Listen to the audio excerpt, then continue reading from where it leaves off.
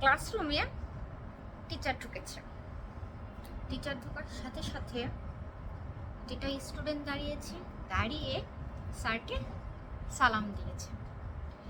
Sir সালামের উত্তর নিয়েছে। নেওয়ার পরে স্যার বলতেছে, আজকে তোদের কি পড়াবো? তোরা কি সবাই পড়া শিখে এসেছিস? এই কথা শোনার পরে স্টুডেন্টরা অনেক হাসাহাসি।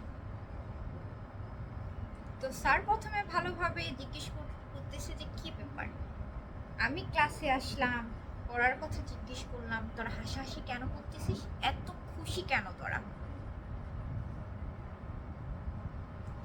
তখন ক্লাসের মধ্যে দুষ্টের সেরা মনে হচ্ছে বল্টু। বল্টু বলল, স্যার আপনি কি সকালে উঠে ব্রাশ করেননি?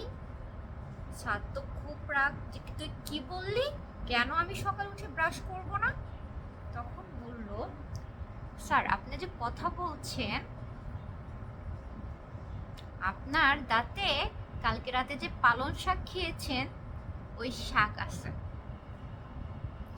স্যার একটু লজ্জা পেয়ে ক্লাসরুম থেকে বের হয়ে গেল।